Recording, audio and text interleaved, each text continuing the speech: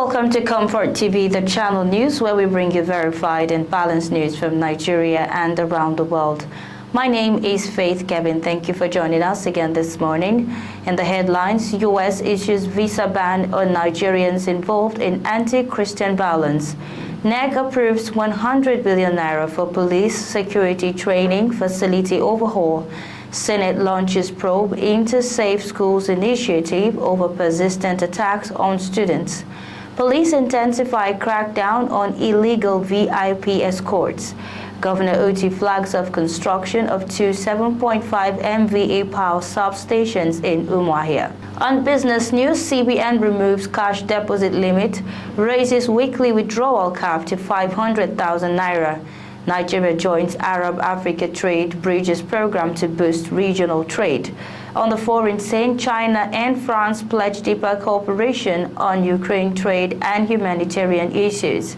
ICE launches sweeping operation in New Orleans, arrest undocumented immigrants. On sports, our ZMI's African glory as Super Eagles prepare for Morocco 2025. Record-breaking Abuja half marathon set to welcome global elite. Now the news. The United States has announced new visa restrictions targeting Nigerians accused of undermining religious freedom. U.S. Secretary of State Marco Rubio said the restrictions will apply to individuals who direct, authorize, fund, support, or carry out violations of religious freedom.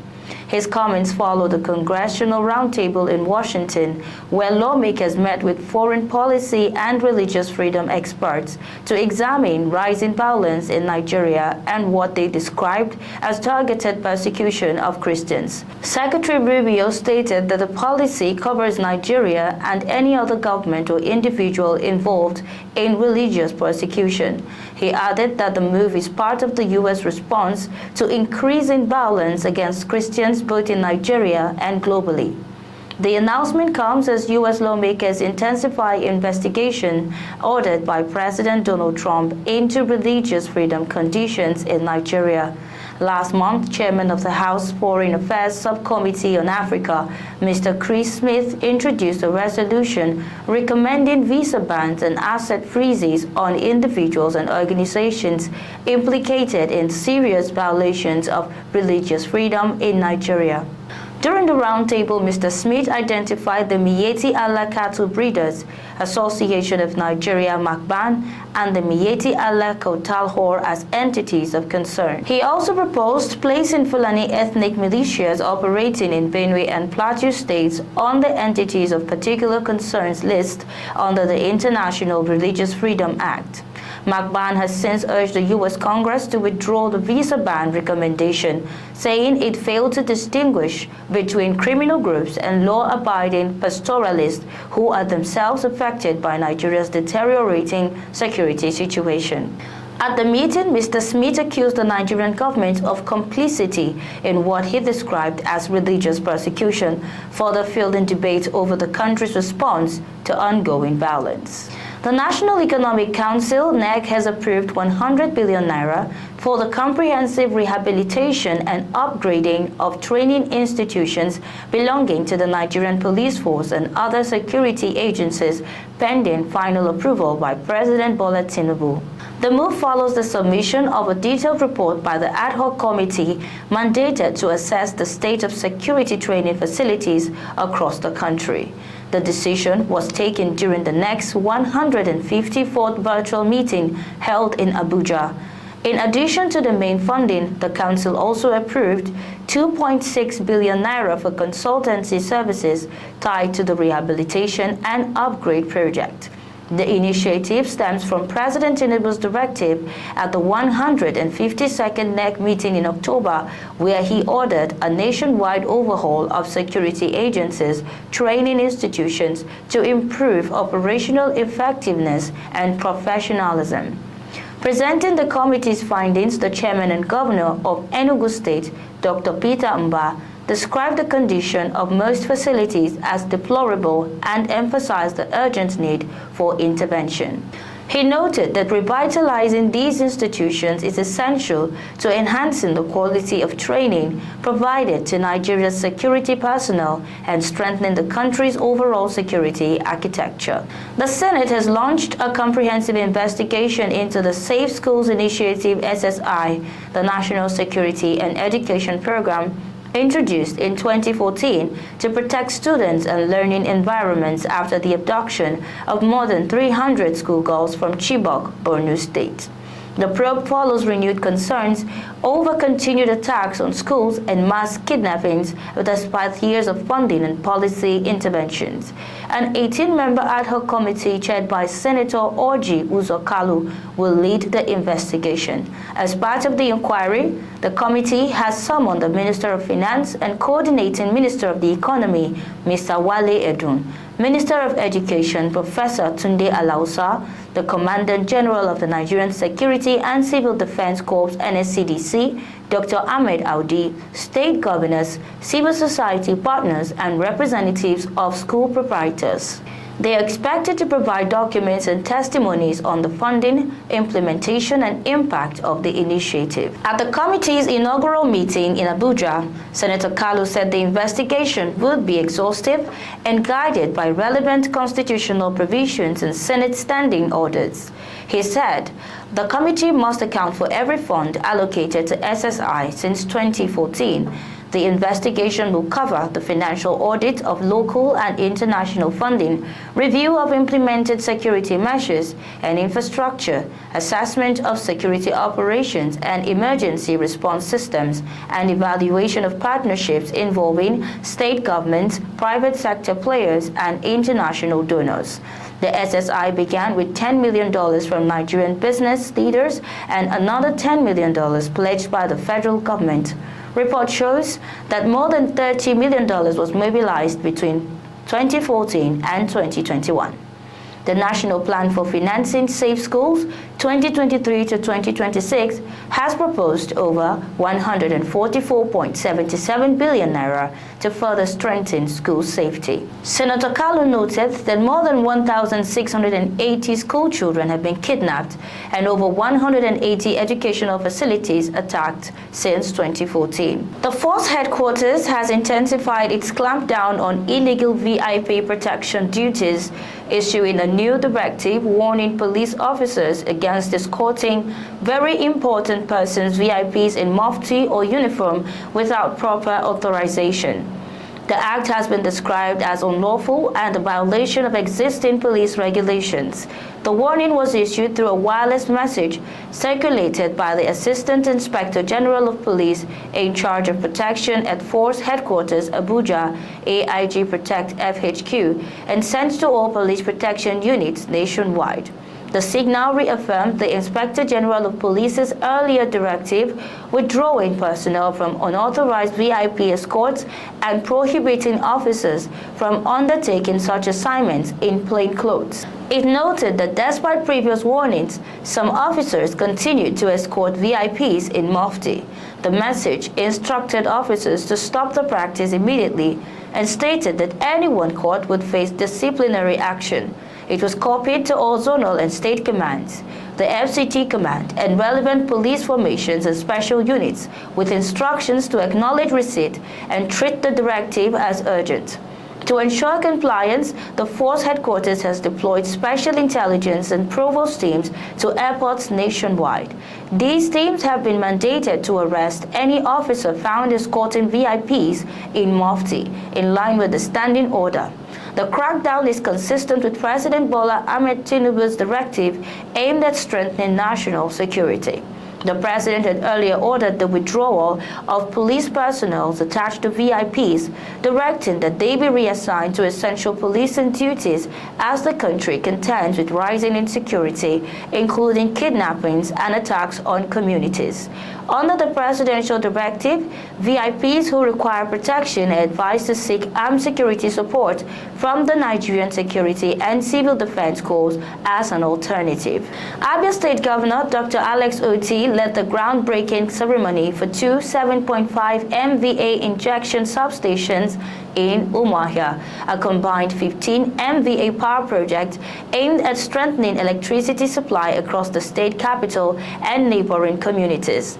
The project consists of a 7.5 MVA 33/11 kV substation by the Niger Delta Power Holding Company under the NIPP initiative and another 7.5 MVA substation fully funded by the Abia State government is captured in the proposed 2026 budget. Governor Otti said the state anticipated the need for improved power infrastructure and proactively provided funding for its own facility to complement the federal project. He set a 3-month completion target for the state-funded substation and urged NDPHC to shorten its delivery timeline so that both installations can be commissioned together by June 2026. Governor Otti thanked the president for expanding electricity sector reforms to empower state and private sector players. He also commended the NDPHC leadership for prioritizing Abia and its national power program and revealed that the state has secured arrangements with Earth Holdings for uninterrupted gas supply to Aba Power Limited. Distinguished Honorable Obi Agwocha, who delivered a goodwill message at the ceremony, hailed Governor Otti for attracting such strategic investment to Umuahia. He described stable electricity as essential for economic growth and social development and said the project marks an important step towards unlocking the region's economic potential. The event was attended by senior government officials, including the Chief of Staff to the Governor, Pastor Caleb Ajagba, PhD, alongside other top appointees. This is Comfort TV.Channel news. We'll return shortly with business, foreign, and sports news.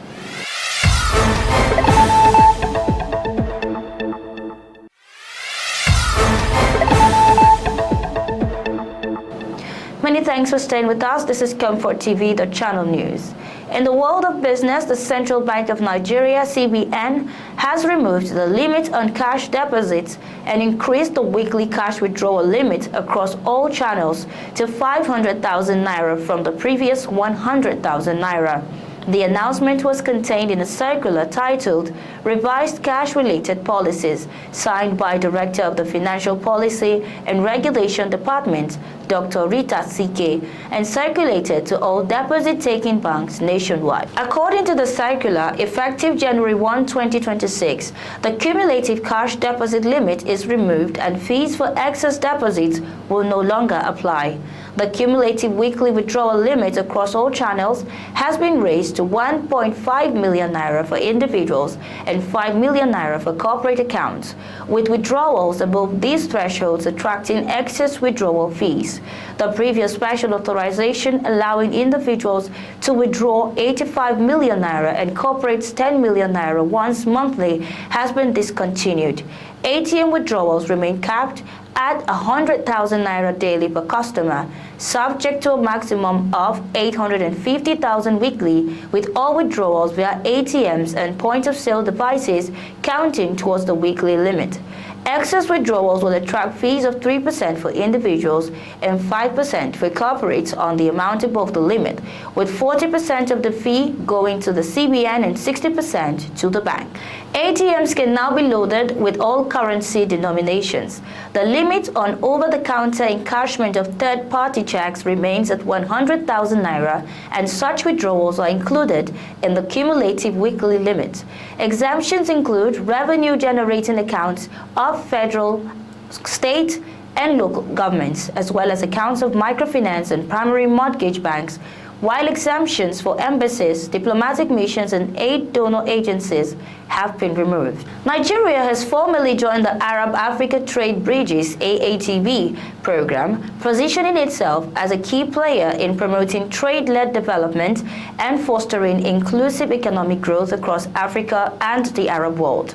The membership was formalized in Abuja during the 5th AATB Board of Governors meeting with the signing of the AATB membership agreement. The agreement was signed by CEO of the International Islamic Trade Finance Corporation and AATB Secretary General Adib Y.A.I. Ama and Nigeria's Minister of Finance and Coordinating Minister of the Economy, Mr. Wale Edun. It provides a strategic framework to enhance trade competitiveness, diversify exports, strengthen priority value chains, and advance capacity building initiatives aligned with Nigeria's development objectives. Under the partnership, collaboration will focus on agribusiness modernization, SME development, trade facilitation, logistics efficiency, digital trade readiness, and regional business missions.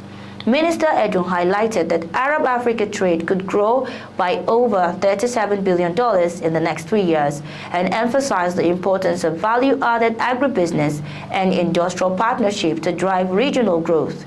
He also noted that Nigeria's expanding industrial base and planned national single-window reforms would enhance efficiency and attract private sector investment. On the foreign scene, French President Emmanuel Macron met with Chinese President Xi Jinping on Thursday in Beijing during a 3-day state visit focused on trade and diplomacy as France prepares to assume the presidency of the Group of Seven next year.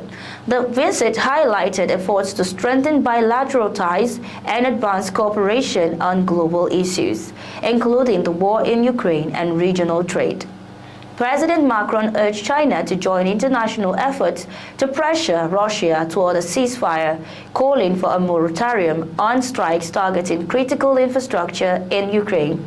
President Xi reiterated China's support for peace efforts and called for a deal acceptable to all parties. China has maintained strong diplomatic support for Russia since its invasion of Ukraine and has increased trade with Moscow. During the visit, President Xi announced that China would provide $100 million to support Gaza's humanitarian crisis and reconstruction. He emphasized the need for greater political trust between China and France, stressing that both nations should demonstrate independence, mutual understanding, and strategic vision while upholding multilateralism. Trade and cooperation were also central to the discussions. The president agreed to enhance collaboration in aerospace, aeronautics, nuclear energy, green industries, and artificial intelligence. They signed 12 agreements covering areas such as panda conservation, higher education, and research exchanges.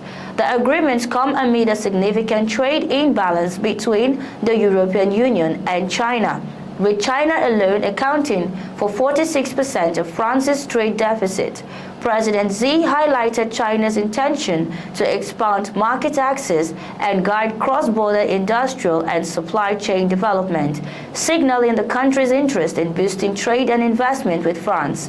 Experts, however, cautioned that China may use such bilateral deals to strengthen ties with individual EU members, potentially undermining a unified EU approach. President Macron and his wife, First Lady Brigitte Macron, were welcomed in Beijing by a military band and children waving flags at the Great Hall of the People. The French president also attended the closing of a Franco-Chinese business forum and scheduled meetings with Chinese Premier Li Qiang and Chairman of the National People's Congress, Zhao Leji. President Trump's administration has announced a major immigration and customs enforcement ICE operation in New Orleans, Louisiana, resulting in the arrest of at least 25 people, according to ICE officials. The initiative, dubbed Operation Catahoula Crunch, aims to apprehend 5,000 of the city's most wanted criminals through a series of immigration raids. Department of Homeland Security DHS Secretary Kristi Noem said the operation targets individuals who should not be in the country, accusing city officials of ignoring federal immigration laws. The initial raid took place at a local shipyard where 25 undocumented immigrants from Honduras were detained after their employer failed to provide the required documentation. Homeland Security investigations officials said the detainees had criminal histories including prior illegal entry, driving under the influence, discharge of a firearm within city limits, and providing false information to law enforcement. HSI New Orleans Deputy Special Agent in Charge Matt Wright said the operation underscores the federal government's commitment to enforcing immigration laws and holding employers accountable. The ICE action has drawn criticism from New Orleans city officials. City Council member Leslie Harris described the raid as creating a climate of fear and anxiety, with some residents staying home from work or keeping children out of school. Harris questioned the operation's target of 5,000 criminals, saying local law enforcement has already lowered crime rates to levels not seen since the 1970s, and argued additional federal intervention is unnecessary.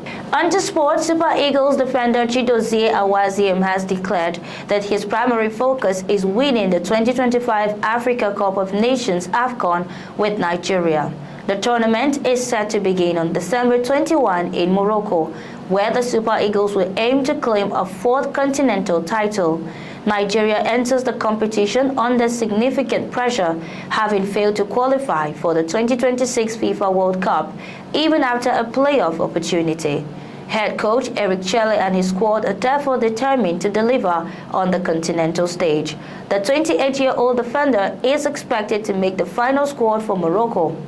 Awaziem has featured in all 14 games for Nantes this season, reinforcing his credentials for selection. Speaking in an interview on his club's website, Awaziem said he is focused on AFCON glory and prefers not to dwell on the disappointment of missing the World Cup.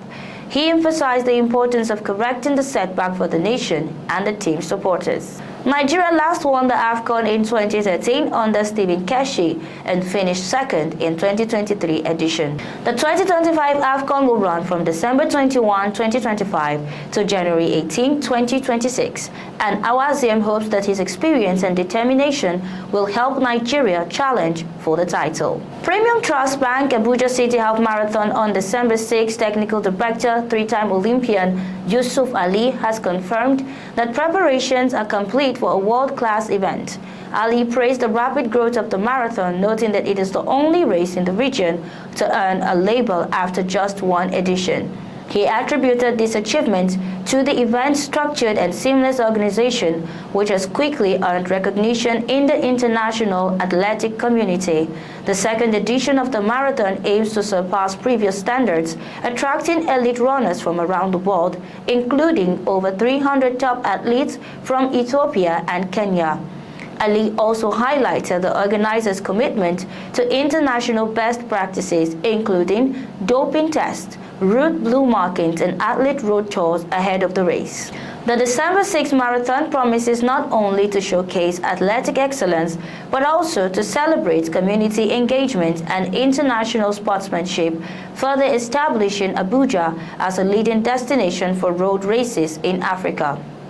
And that's our news bulletin this hour. Before we go, a recap of our top stories. U.S. issues visa ban on Nigerians involved in anti-Christian violence. NEC approves 100 billion naira for police security training facility overhaul. Senate launches probe into Safe Schools initiative over persistent attacks on students. Police intensify crackdown on illegal VIP escorts. Governor Otti flags off construction of two 7.5 MVA power substations in Umuahia. On business, CBN removes cash deposit limit, raises weekly withdrawal cap to 500,000 naira. Nigeria joins Arab-Africa Trade Bridges program to boost regional trade.